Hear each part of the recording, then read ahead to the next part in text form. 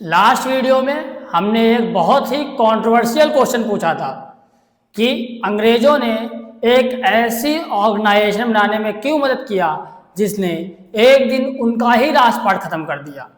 तो बहुत सारे बच्चों का कमेंट आता है due to a safety wall theory. तो आज उसी सेफ्टी वॉल थ्योरी को हम लोग समझेंगे और अपने सिलेबस के एक important topic formation of Indian national Congress को कवर करेंगे। तो हाँ, हमने जिस ऑर्गेनाइजेशन के बारे में आपसे पूछा था जिसको अंग्रेजों ने खुद बनाया था और उसी ऑर्गेनाइजेशन ने अंग्रेजों का पूरा राजपाट खत्म कर दिया था, उसका नाम क्या था? कांग्रेस। हाँ, वही कांग्रेस जो आज भी हमारे आपके देश में राज कर रही है। अब देखो, कांग्रेस को बनाने वाले भी कौन थे? अंग्रेज थे। ठीक है, अंग्रेजों के राजपाट बनी, बनाने वाला एक अंग्रेज, नाम था उसका ए.ओ. ह्यूम, और विद्रोह भी अंग्रेजों के खिलाफ। तो फिर आखिर क्या रीजन था कि अंग्रेजों ने इसका सपोर्ट किया? तो वही आज हम समझेंगे।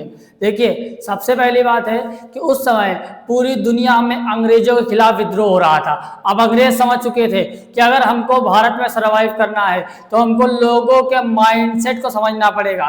तो उन्होंने क्या सोचा कि अपने दुश्मनों के अंदर अपने कुछ आदमियों को बैठाल देते हैं, तो जब भी कोई रिवोल्ट होने जाएगा या फिर कोई विद्रोह होने जाएगा तो हमारे बैठे हुए इलाइट इंडियंस हमको पहले ही जानकारी दे देंगे। तो उसके लिए उन्होंने एक ग्रुप का फॉर्मेशन किया जो कि कहने के लिए तो इंडियंस के द्वारा बनाया गया था, पर उसमें वही इलाइट इंडियंस थे जो कि अंग्रेजों की, आप समझ रहे हैं ना, चापलूसी करते थे। चापलूसी मतलब क्या करते थे कि अंग्रेजों की बात मानते थे। तो अब वहां से क्या होता है, एक संस्था का जन्म होता है और उस संस्था का नाम क्या था? Indian national Congress. ठीक है, अब देखो, वो जब कांग्रेस बनती है तो लोग ये नहीं बोला गया कि इसको अंग्रेजों ने बनाया है जिससे वो आपके ऊपर कंट्रोल रख सके, जिससे आप विद्रोह ना कर सके। बोला यह गया कि ये इसलिए बनाया गया है जिससे आप लोग की जो भी दिक्कतें होंगी वो आप हर एक आदमी आके हमसे नहीं बता पाएगा। तो आप एक ग्रुप बनाइए और उस ग्रुप का लीडर आएगा और हमारे पास आके पूरी जानकारी देगा। हाँ, अंग्रेजों ने बनाया तो अपने फायदे के लिए था, पर आखिरी में ये चाल उनके लिए उल्टा पड़ जाती है। क्यों? क्योंकि भारतीयों के अंदर क्या आ गया था? देशभक्ति की भावना आ गई थी, और जैसे उनके अंदर देशभक्ति की भावना आती है, देश से आगे कुछ नहीं होता है। अब इन्हीं भारतीयों ने कसम खा लिया था कि हम अंग्रेजों को भारत से जड़ से उखाड़ के फेंकेंगे। तो हम देखते हैं कि इंडियन नेशनल कांग्रेस का फॉर्मेशन कैसे होता है। देखिए, कोई भी ऑर्गेनाइजेशन एक दिन में नहीं बनती है या फिर एक आदमी से नहीं बनती है।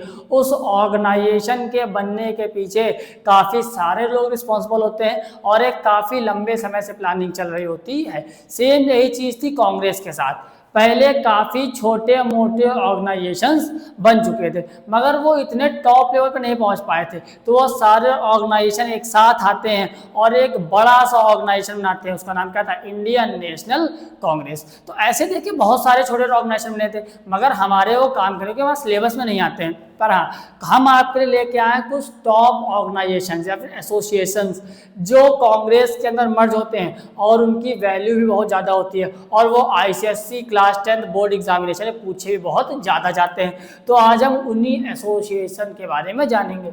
सबसे पहला आता है ईस्ट इंडिया एसोसिएशन, जो कि बना था 1866 में। बनाया किसने था? दादा भाई नौरोजी ने।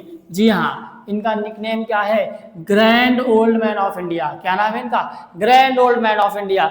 सोचो, एक मैथमेटिक्स का प्रोफेसर जो इंग्लैंड जाता है, वहाँ चुनाव जीतता है, चुनाव लड़ता है और चुनाव जीत भी जाता है। किस लिए? वो ये सोचते हैं कि हम इंग्लैंड जाएंगे, वहाँ से चुनाव जीतेंगे और वहाँ के लोगों को बताएंगे कि अंग्रेज किस तरह भारत के ऊपर शासन कर रहे हैं और कितनी क्रूरता से शासन कर रहे हैं। मगर उनकी ये सोच एकदम गलत थी, क्योंकि अंग्रेज बहुत दुष्ट आदमी थे। वो इन सब चीज़ों से बेइज्जती फील करने वाले नहीं थे। तो उनकी जो ये चाल थी, मतलब चाल क्या बोलते हैं, सब बोल सकते हैं, बोलते हैं कि जो स्ट्रैटेजी थी वो फेल हो जाती है। तो जो ईस्ट इंडिया एसोसिएशन दादा भाई नौरोजी ने लंदन में बनाई थी, किस लिए? जिससे वो अपनी आवाज़ उठा सके, मतलब भारतीयों की आवाज़ कहाँ उठा सके? लंदन में उठा सके। उनकी एसोसिएशन धीरे धीरे क्या होती है? फेल हो जाती है। मगर उन्होंने बनाई थी ना, अब उनके अंदर एक वो था जज्बा कि हमको चीज़ को कर दिखाना है। तो यही आगे जा क्या बनाएगी? कांग्रेस बना लेगी मर्ज होके। अगला क्या होता है, इंडियन एसोसिएशन, जो कि ठीक उससे 10 साल बाद 1876 से बनी थी। ये किसने बनाया था, सुरेंद्र नाथ बनर्जी ने, ये कलकत्ता बनी थी। Surendranath Banerjee first Indian है जिन्होंने imperial civil service examination pass किया था। सोचे यार, एक आदमी अच्छा खासा डीएम बन के बैठा है, तब के जमाने का डीएम, उसको ऐसी क्या जरूरत पड़ गई कि उसको जो है अपनी नौकरी छोड़ के एक ऑर्गेनाइजेशन बनाना पड़ा और अंग्रेजों के खिलाफ मोर्चा खोल दिया। हाँ, जरूरत नहीं थी, उनके अंदर देशभक्ति की भावना थी, इसलिए उन्होंने क्या किया, एक ऑर्गेनाइजेशन बनाया, उसका नाम क्या था, इंडियन एसोसिएशन। ठीक है, और उन्होंने क्या बनाया, ठीक उसके जो है 7 साल बाद एक नई पार्टी बनाते हैं, उसका नाम क्या था, इंडियन नेशनल कॉन्फ्रेंस। इसने बोला कि बहुत सारी पार्टियां बन चुकी हैं, अब सारी पार्टियों को एक छत के नीचे आना चाहिए और हम एक साथ मिलकर अपनी आवाज़ उठाएंगे। तो वो क्या बनाते हैं, इंडियन नेशनल कॉन्फ्रेंस। और यही इंडियन नेशनल कॉन्फ्रेंस 1885 में जाके क्या बन जाती है, इंडियन नेशनल कांग्रेस। तो यहीं से नींव पड़ती है किसकी, इंडियन नेशनल कांग्रेस की। अब देखो, इंडियन नेशनल कांग्रेस सबसे पहली बात है बनी कब थी। इंडियन नेशनल कांग्रेस बनती है 1885 में। इसको बनाने वाला कौन था, इसको बनाने वाले भी एक अंग्रेज थे, अंग्रेज का नाम क्या था, A.O. ह्यूम। अगला क्वेश्चन, किसके कार्यकाल में बनी थी, मतलब कौन यहाँ पे वायसरॉय था, तो यहाँ पे वायसरॉय कौन था, लॉर्ड डफरिन। कौन वायसरॉय था, लॉर्ड डफरिन। और जब लॉर्ड डफरिन से पूछा जाता है कि कांग्रेस के बारे में आपका क्या कहना है, तो वो क्या बोलता है कि ये एक क्या है, माइक्रोस्कोपिक, क्या है, माइक्रोस्कोपिक माइनॉरिटी है। मतलब इतनी छोटी संस्था है कि हम लोग इसको माइक्रोस्कोप से देख सकते हैं, मतलब इसका कोई अस्तित्व नहीं है, क्योंकि उसको पता था कि उसने ही बनवाया था, इंडियंस के बीच में इससे उनके आदमी रह सकें। पर उसको नहीं पता था कि यही सेफ्टी वॉल थ्योरी उसके लिए बैकफायर कर जाएगी और सारे इंडियन एक साथ आ जाएंगे और बाद में इन्हीं अंग्रेजों को भारत छोड़ के भागना पड़ेगा। अब देखो, जब कांग्रेस बनती है तो उसका पहला सेशन होता है दिसंबर 1885 में। देखो, जो सेशन था ना, वो तो प्लान था कहाँ पे, पुणे में, मगर पुणे में उस समय प्लेग आ जाता है, तो आनंद फानंद सेशन कहाँ शिफ्ट करना पड़ता है, बॉम्बे में। और जब पहला सेशन होता है ना, तो उसको 72 मतलब 72 डेलीगेट्स अटेंड करते हैं। अब देखो, वहाँ पे कोई ना कोई हेड होगा, तो उस हेड को क्या बोलते थे, president of Indian national Congress. तो उस हेड का नाम क्या था, वो हेड कौन थे, WC बनर्जी। कौन थे फर्स्ट सेशन के हेड, WC बनर्जी। ठीक है, और दूसरे के कौन बनते हैं, दादा भाई नौरोजी। बहुत इंपॉर्टेंट है कि पहला सेशन 1885 वाला, इसके प्रेसिडेंट कौन थे, WC बनर्जी। दूसरे के कौन थे, दादा भाई नौरोजी। थर्ड सेशन कहाँ पे हुआ था और उसके प्रेसिडेंट कौन थे, इसका आंसर आप कमेंट बॉक्स में देंगे। ठीक है, अब देखो, जो दादा भाई नौरोजी थे ना, वो 3 बार प्रेसिडेंट बनते हैं इंडियन नेशनल कांग्रेस के। ठीक है, क्योंकि वो आप यहाँ से देख सकते हैं कि वो एक बहुत बड़े पब्लिक फिगर थे। कौन, दादा भाई नौरोजी, जिनका निकनेम क्या था, grand old man of India. अब यहाँ से कांग्रेस बन चुकी थी, पर कांग्रेस बनने का एम क्या था, जो अंग्रेजों ने दिया था, उनका मेन एम ये था कि ये लोगों की बात उठाएगा। ठीक है, कौन, कांग्रेस। मतलब ऐसे कि बहुत सारे ग्रुप ऑफ पीपल, उनके लिए बातचीत करना क्या बहुत मुश्किल है, तो आपके जो भी एजेंडा होंगे वो आप लेके हमारे पास आएंगे और हम आपकी बात सुन लेंगे। दूसरा क्या बोले कि अगर अंग्रेजों की कोई भी पॉलिसी आपके ऊपर लागू होने वाली होगी तो उसके बेनिफिट कौन समझाएगा, कांग्रेस समझाएगी। और साथ में जो भी समस्या होती है, जो भी इम्प्रूवमेंट जरूरत होती है, वो भी टाइम टू टाइम कौन अप्लाई करेगा, इंडियन नेशनल कांग्रेस। पर ये सारी बातें बनी बनाई थी, क्योंकि असली मकसद क्या था कि कहीं कोई दोबारा विद्रोह ना हो जाए 1857 के जैसा। ठीक है, अब देखो, हम देखेंगे कि कौन कौन से इंपॉर्टेंट सेशन थे कांग्रेस के। ठीक है, क्योंकि आजकल बोर्ड पैटर्न शिफ्ट हो चुका है, पहले ऐसी चीज़ें पूछता था पुरानी वाली, अब वो नहीं पूछ रहा है, अब वो जो है आपकी थिंकिंग चेक कर रहा है। तो आपको पता होना चाहिए कौन सा सेशन था, आपको सारे सेशन नहीं पढ़ने, क्योंकि फर्स्ट सेशन हुआ था 1885 में और लास्ट होता है 1947 में। तो क्या आपको सारे पढ़ने, नहीं, हम आपके लिए कुछ इंपॉर्टेंट सेशन लेके आए, आपको केवल यही याद करने। देखो, पहला सेशन कब होता है, बॉम्बे में होता है 1885 में, सबको पता है। पहला सेशन तो इंपॉर्टेंट होगा। दूसरा कब होता है, 1886 में कलकत्ता में होता है। दादा भाई नौरोजी के अंडर में होता है। ठीक है, तीसरा वाला इलाहाबाद में होता है, किसके अंडर में होता है,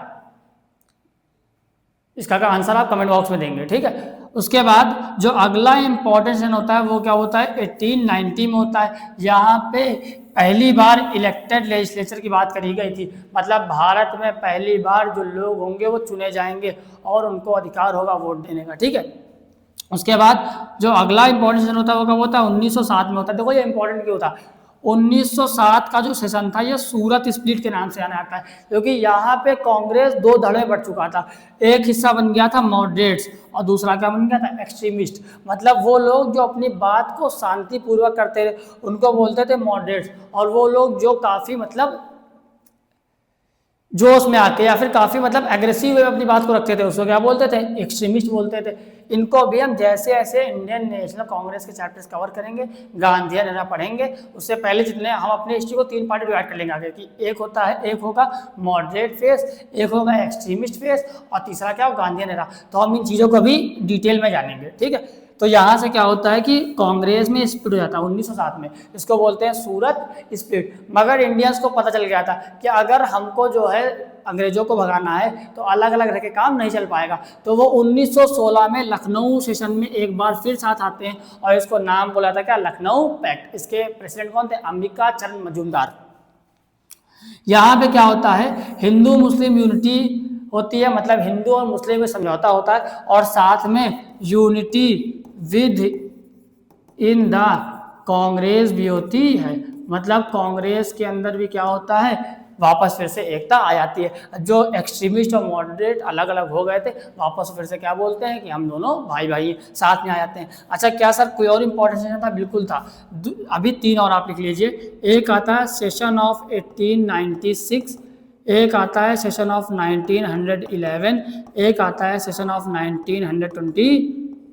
ठीक है, देखिए 1911 था, इसमें हमारा आपका नेशनल एंथम गाया जाता है जो क्या था, जन गण मन। ठीक है, जो 1896 का सेशन था इसमें क्या आता है, इसमें पहली बार नेशनल सॉन्ग गाया जाता है। ठीक है, अच्छा सर ये 1924 वाला आपने क्यों लिखा है, 1924 वाला इसलिए इम्पोर्टेंट है क्योंकि इस सेशन में पहली बार हमारे आपके सबके प्यारे बापू मतलब महात्मा गांधी प्रेसिडेंट बनते हैं। मतलब यहाँ पे गांधी जी क्या बनते हैं, गांधी जी बनते हैं क्या, प्रेसिडेंट।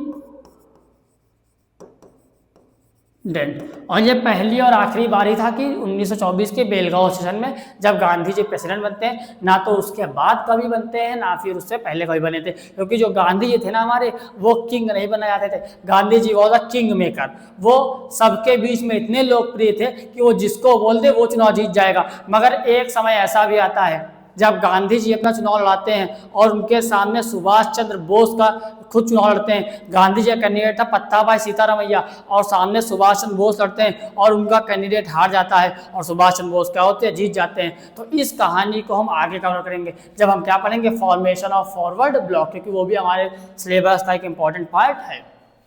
तो आई होप यहाँ से आपको क्लियर हो चुका होगा कि कांग्रेस क्यों बनती है और कांग्रेस किस तरह बनती है और कौन कौन से इंपॉर्टेंट सेशन थे कांग्रेस के। अच्छा देखो एक और इंपॉर्टेंट सेशन था कांग्रेस का जो कि आप क्लास 9 में पढ़ चुके हो, सेशन ऑफ 1929 लाहौर। लाहौर में पहली बार यहाँ के प्रेसिडेंट कौन थे, जवाहरलाल नेहरू। ठीक है, जवाहरलाल नेहरू ने पहली बार स्वराज का नारा दिया था और पहली बार उन्होंने क्या बोला था कि हम पूरी तरीके से आज़ाद हैं, और उन्होंने रावी नदी किनारे तिरंगा फहराया था। कब, 1929 लाहौर सेशन में। तो इसीलिए हम लोग हमेशा क्या करते हैं, 26 जनवरी को अपना रिपब्लिक डे मनाते हैं, क्योंकि 26 जनवरी 1930 को पहली बार रावी नदी के किनारे तिरंगा फहराया गया था। ठीक है, तो यहाँ से हमारे सारे इंपॉर्टेंट कवर हो जाते हैं। बाकी जो भी छोटे मोटे सेशन हैं वो जैसे जैसे हमारा सिलेबस आगे बढ़ता जाएगा हम उस पार्ट में कंप्लीट करते जाएंगे, क्योंकि आपके लिए सारे सेशन एक साथ याद करना काफ़ी मुश्किल होगा